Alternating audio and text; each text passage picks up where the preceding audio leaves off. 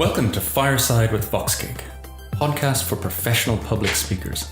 I'm your host, Richard Roger, the founder of voxgig.com, which is an online community and service for speakers and event professionals. In each episode, we sit down for an intimate fireside chat with people in the public speaking community to learn how they have mastered the art of getting up on stage and speaking in front of an audience. If you're an aspiring speaker, or just want to improve your onstage performance, this podcast will help you learn from some of the most accomplished and interesting professional conference speakers.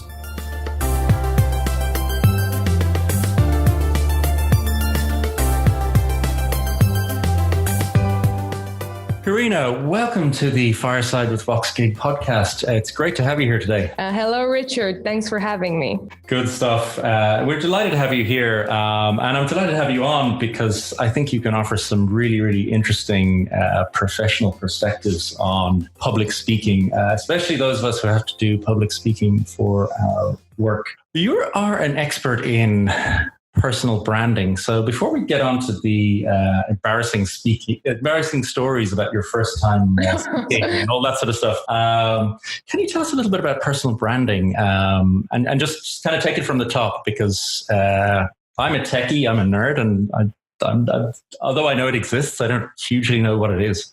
Okay, so just so your audience gets an idea about this, I am currently the CEO and brand master at KO by Karina Ochis. This is a next generation branding and marketing company. And I'm also a serial entrepreneur, best-selling author, speaker, coach, consultant, and trainer. And I've also written a book, a bestseller with Brian Tracy called Cracking the Code to Success, in which I spoke about elite personal branding. So we're also going to talk about the subject of elite personal branding in comparison to personal branding. In order for you to get an idea, personal branding is something that in the past was used by presidents and by celebrities, and the ordinary individual would never have the chance to do it. But nowadays, I think branding, and especially personal branding, is getting a lot of heat in the media. And it usually refers to an array of processes and of things that all create an ensemble in order to position you in a superior position in comparison to your competition. So it's basically the ensemble of things that you do in order to make sure that you sell your products, your services, or yourself, whether that is as an entrepreneur or whether that is as a corporate manager or as an employee.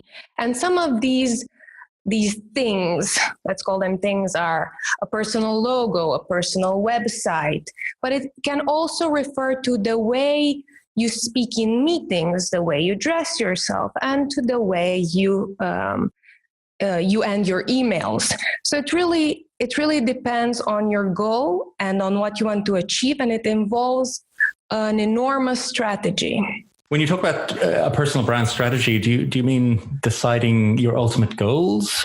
Well, yes, that is definitely the first step. So when we create a personal brand, the first step is figuring out where you want to be. So do you want to be the best, the most well-known surgeon in your town, or do you want to be an acclaimed artist at a national level, or do you want to be an internationally recognized nutritionist? So you see, personal branding works in all domains and all fields, and you can be perceived as the best in your town or at a global level. That is the first step. You need to know where you want to go. And then the next thing is you need to know where you are. So where do you stand from the perspective of personal branding?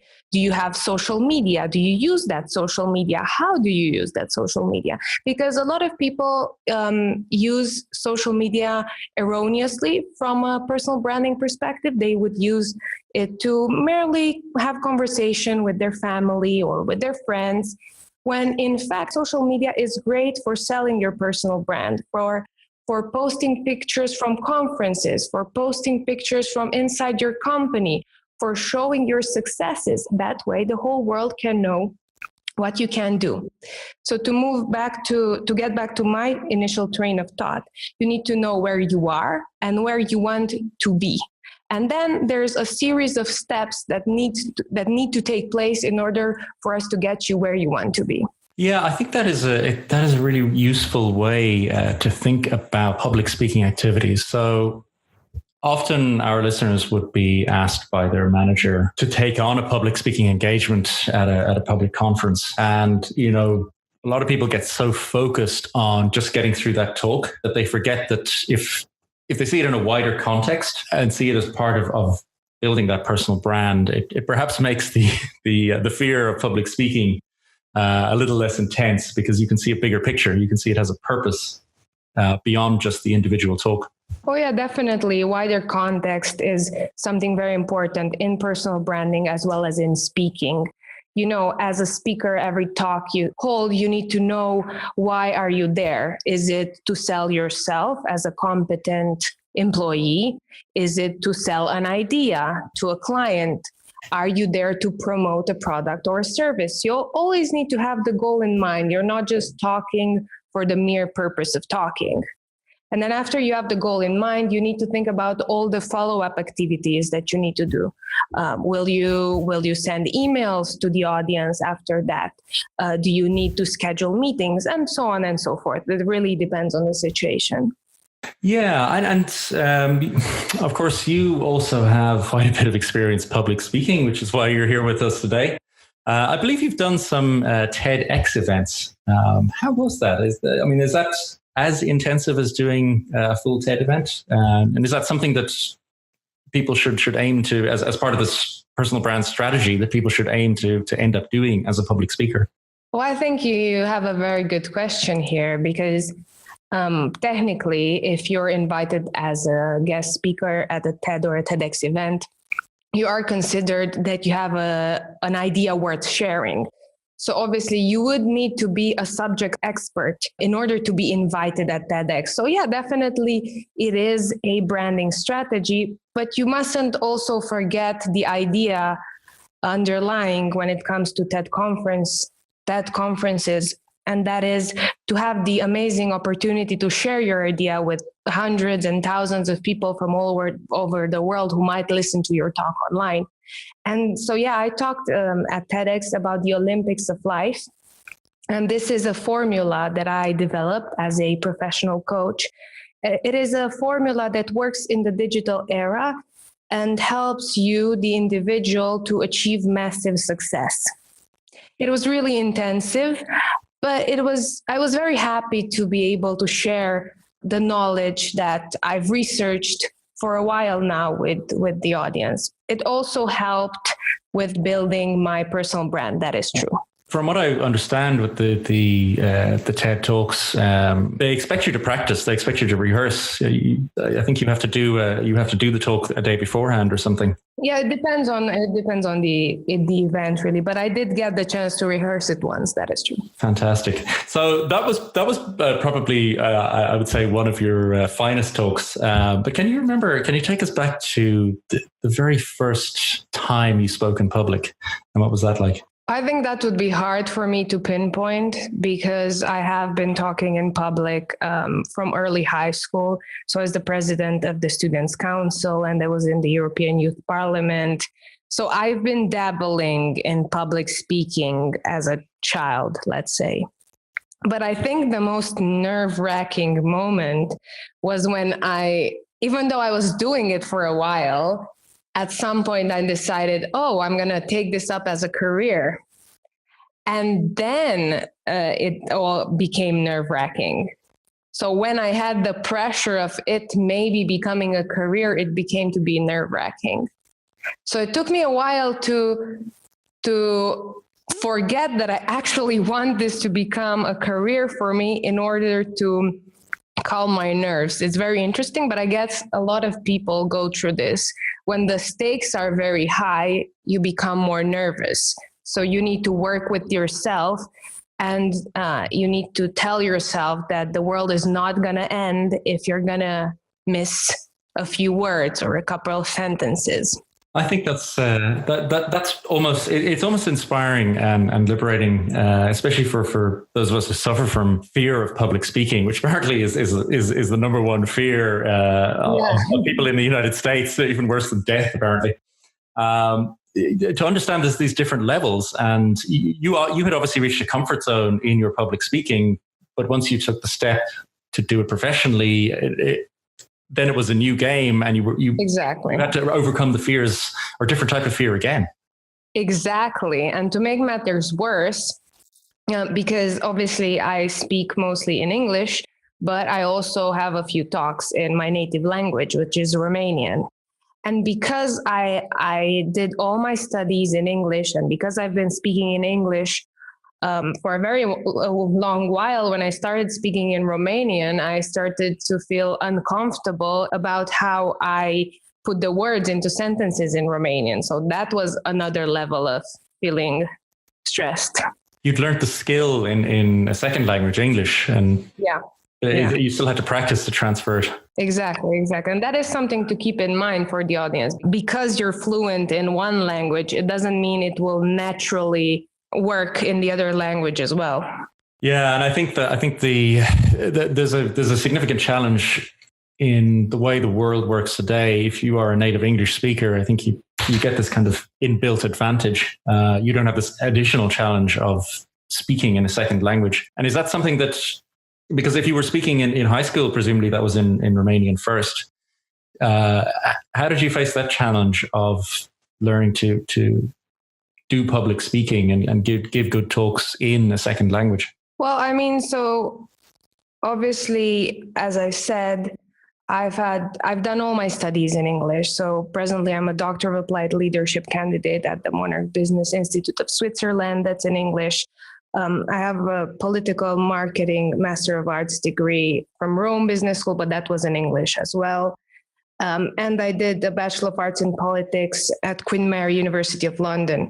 So obviously I had to study everything in English. I had to learn and train in English. And even throughout high school at the European Youth Parliament, everything was in a second language. So it wasn't really a problem for me. I hear it is a problem from other people, but I've never experienced it. It was more difficult to me because I've listened to Tony Robbins speaking in English, obviously. Yes. And to Brian Tracy and to Jack Canfield. And I knew these people and I've learned their mannerisms and their way of behaving. It was difficult to me to transition back to my first language where we didn't have any examples of great speakers. So it was the reverse situation for me, to be honest. Oh, that's a really interesting insight. Of course, yeah, in the Anglophone culture, there's these sort of underlying assumptions, and professional speakers like Tony Robbins have particular mannerisms and all that sort of stuff that aren't particularly transferable. So exactly. You have to create the leadership when it comes to speaking in Romanian. I'm doing my best. But another thing to learn for everyone really is you need to also take into consideration the audience that you're speaking to. So when I, for instance, speak to a Nigerian public, I will behave differently as a speaker than if I were to speak to a Romanian public, because every culture is different. And as a speaker, it is good to learn a little bit of what makes them tick in order to not be the exact opposite of what they expect in a speaker. Yes, tailoring what you're doing to the audience is a theme that's come out with many of the people we've spoken to on this podcast. And speaking of learning, one of the best ways to learn, I believe, you may agree or not, is by making mistakes. Your mistakes teach you much more than your successes, I think. With that in mind, could you talk about the worst talk you've ever given and what went wrong and what you learned from it? Okay. I'm not sure if it was the worst talk, but it was a situation which I have a negative memory of. I was at this female-oriented event. We were talking about women empowerment, and we were talking about how women don't have as many mentors as men do, and the difference between coaching and mentorship and sponsorship. And so what happened was, it was a panel, and there were 4 other women, and all of those women had 3 times my age. And so usually what happens is they tend to take everything I say with a pinch of salt initially, because I'm much younger than them. And it was very uncomfortable because we got into an argument in regards to the true purpose of a mentor. And now I was feeling very comfortable with the idea of mentorship because I have been studying it for a long while. I've had numerous international mentors, so I really felt like I knew what I was talking about. But what I didn't anticipate was that these women did not experience mentors in the way that I did. So I was saying basically that a mentor needs to truly understand your position and take responsibility for the advice that he or she gives you. And they were saying that that is not the case. And this turned out into a huge argument on stage. Oh dear. Oh dear. And it was not really good because most of the women were already established CEOs of Fortune 500 companies and so on. So it wasn't really a bad moment for me in so much that I believe it became a bad moment for the audience, because that's not what the event was supposed to be about. And it actually proved that it is more difficult for women of different generations to say, create a lucrative relationship. So I guess the advice to take from that is that you need to know, if you're a panelist or if you're in a conversation, you need to know where everyone is coming from to make sure that you don't, pardon my language, but piss off the other people and ruin the moment. Yeah, panels are, for me, one of the most difficult things to do at conferences. And some of the people we've spoken to have even given the advice of just don't do them, stick to doing talks. They do seem to be a bit of a minefield. Well, I prefer panels, to be honest. Okay, well, very good. You've gone through the hard experience, and you're at the other side. You know what? It depends on the topic. Yes, it depends on the topic, because if you really feel like you know the topic very well, and if you feel comfortable with the other panelists, then it shouldn't be a problem. But not everyone is your friend, as I'm sure you know, and there are a lot of people who make it their mission to antagonize you for no reason at all, and to ask you difficult questions. But as you start dealing with those negative questions, you gain more confidence, and then you become a confident panelist, I believe. And there are people who prefer panels, and there are people who don't. Sure, there is the option of not doing them, but there are other professions in which it is mandatory to do them. So for politicians, for instance, or for consultants and some other types of professionals, you need to be able to there on the spot answer a question. Otherwise, you're not credible.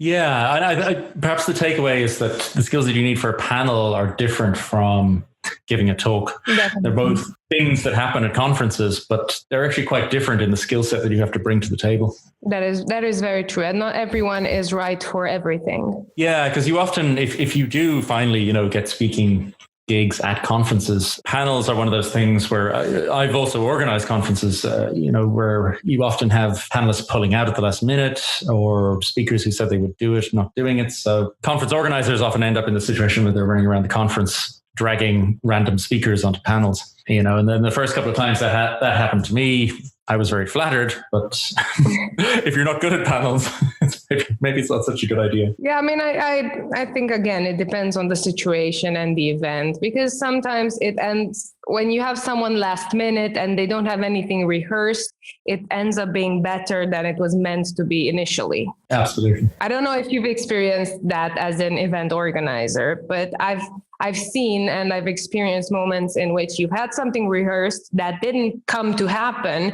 and then you needed to be spontaneous for a moment or two, and it turned out even better than you could have possibly imagined. Yes, it does happen. I think especially when the speaker or person is coming from a place where they have a deep understanding of the subject matter and deep experiences, sometimes painful experiences, when they make themselves a little bit vulnerable and give you a bit of truth, that certainly comes out. I wanted to return to the TEDx talk that you gave. Sure. And the question I want to ask is, let's say that I have spoken at a few meetups, and I might have even spoken at one or two sort of secondary tracks at conferences. And I'm thinking about my personal branding and my career. I see public speaking as a way to advance. And I also see, that there's the TEDx and TED domains and audiences, and that's a wonderful thing to put on your resume. But how do I go from a sort of a junior level speaker, and let's say I'm a relatively competent speaker, but nothing special. How do I go from that level to being accepted to do a TEDx talk and progressing along that particular path? How do I go from A to B? Well, I believe there's not one specific way, but as you know, a lot of people have become speakers recently. So while in the past, it was something quite unique to be a speaker, nowadays, it's really not. So you need to, as with everything, figure out your niche. What makes you different? What makes you special? What can you really talk about that is different from what the other people are doing? That's the first step you need to take. Okay. And then, of course, as much as we've been talking about it, the personal brand makes the entire difference, because event organizers will firstly interact with you through your website, through your social media, through the pictures that you have online. And if what they see is not something that they think they might be looking for as event organizers or conference organizers, they will not give you the time of day. It's kind of like, as I'm sure you know, with actors and producers will not give them the time of day if they're not what they're looking for. It starts to become the same way with speakers. So the idea is, how will you project your image in the digital world, so on the internet, in a way in which you become attractive for the event organizer? What is the value that you would add to the conference? And when you figure out how to have an interesting image that attracts a specific kind of organizer, is the way how you move from point A to B. Because as speakers, we need organizers to book us and to make events happen. Otherwise, sure, we could organize our own events, but mostly we're invited to speak at events organized by other people. And those other people need to know about us somehow. Then, of course, you could be doing a smaller talk and an organizer from a big event could be there, or they could hear about you and be interested in your person and then invite you to meet you and then invite you on stage. But they would still have to go through the process of screening you. So who are you on social media? Who do you know? Who is in your network? Where have you spoken at? What is your academic background? It depends on the subject, because in some subjects, it is important to have a rigorous academic background. And for other speaking engagements, you don't really need to. It really, again, comes down to where you are, where you want to be, and how you build that image in order to be attractive for the event organizer.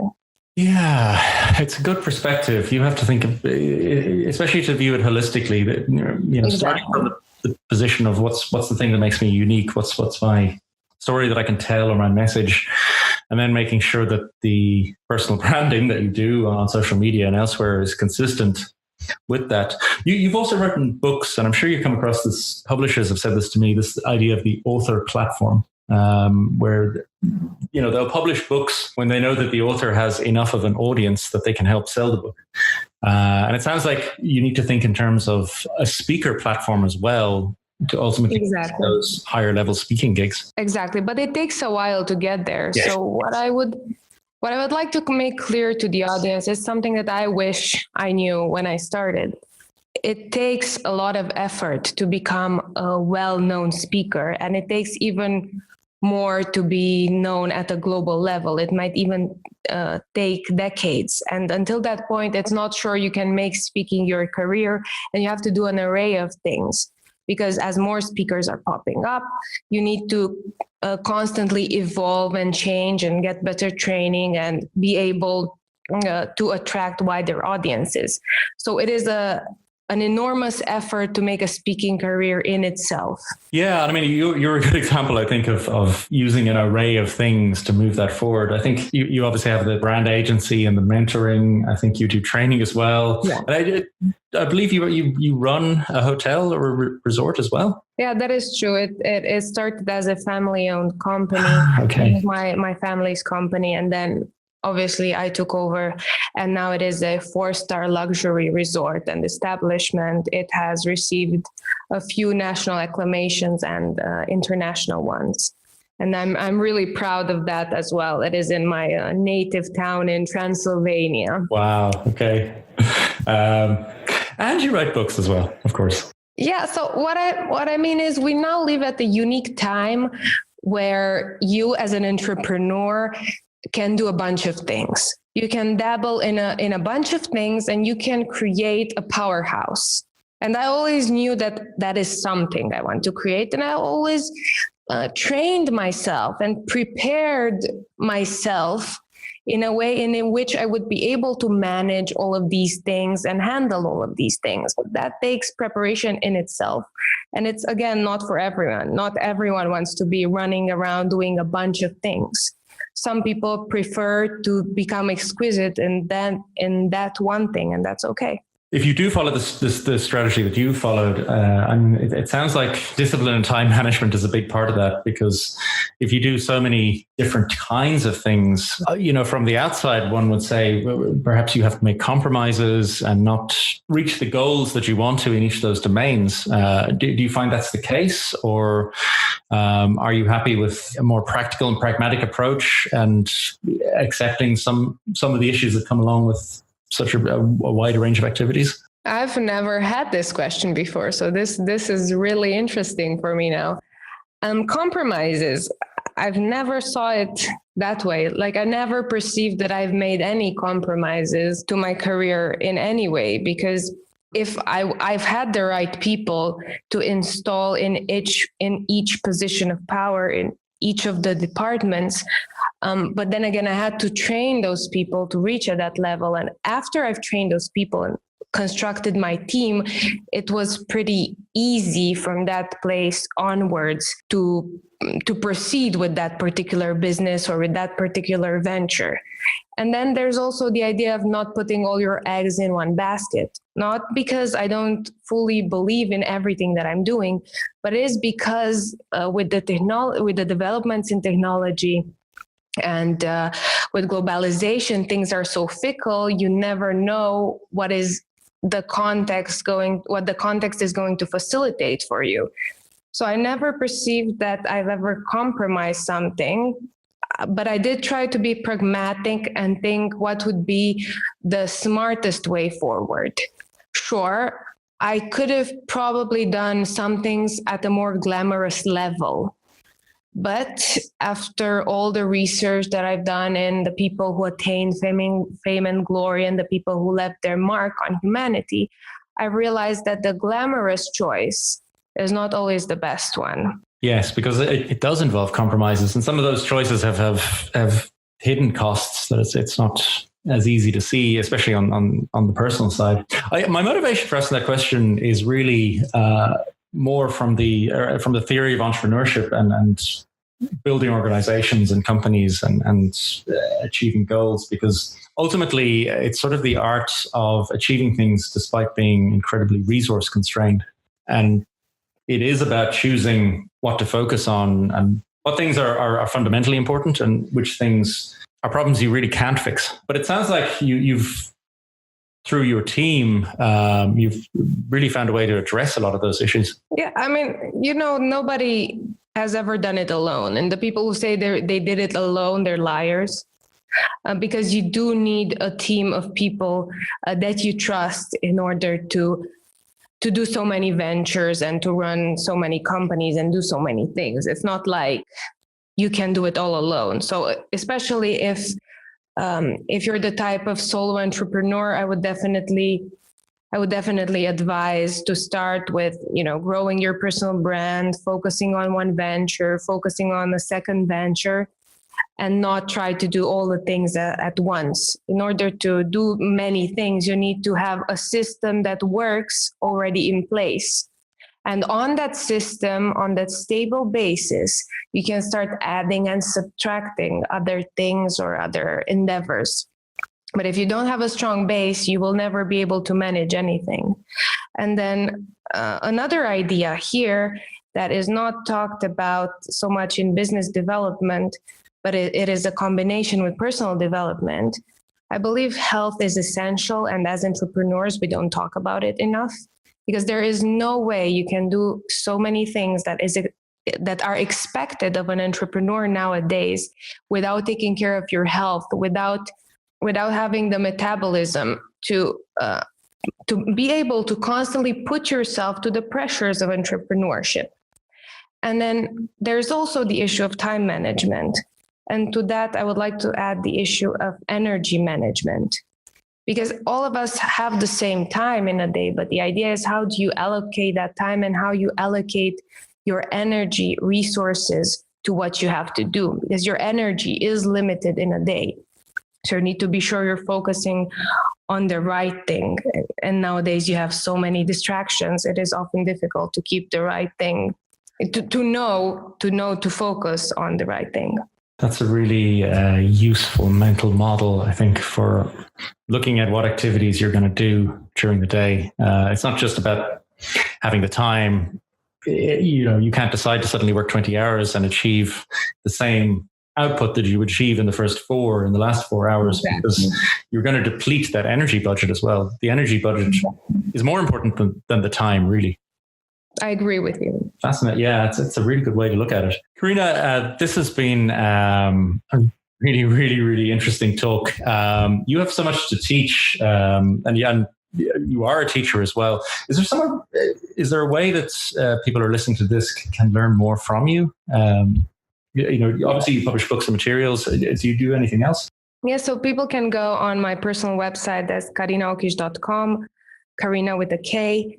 And there you'll also find, I'm launching a new course. It's an online branding course named Personal Branding 101, How to Build a Powerful Personal Brand.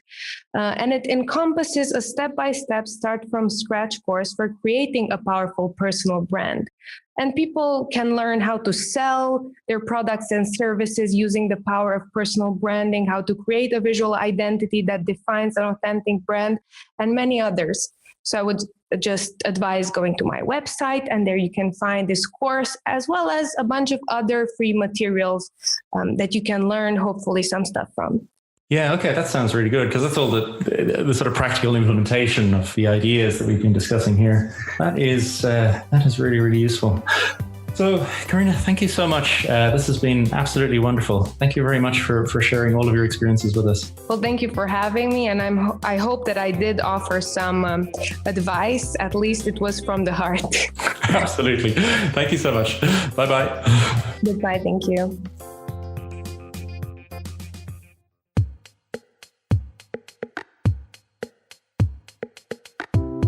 Thank you so much for listening. Just a few things before the embers fade and we wrap up another episode of Fireside with Vox Gig. You can find notes and links from this podcast at voxgig.com/podcasts.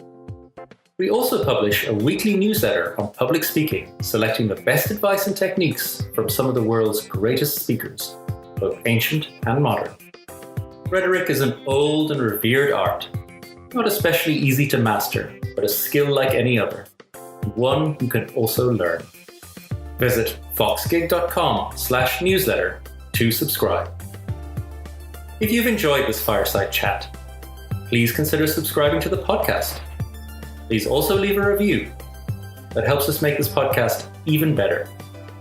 If you'd like to contact me directly, please email me, richard@voxgig.com. If you'd like to be counted as a supporter, just let me know and I'll add you to our supporters page. Till next time, remember, take a deep breath, pause, and step forward.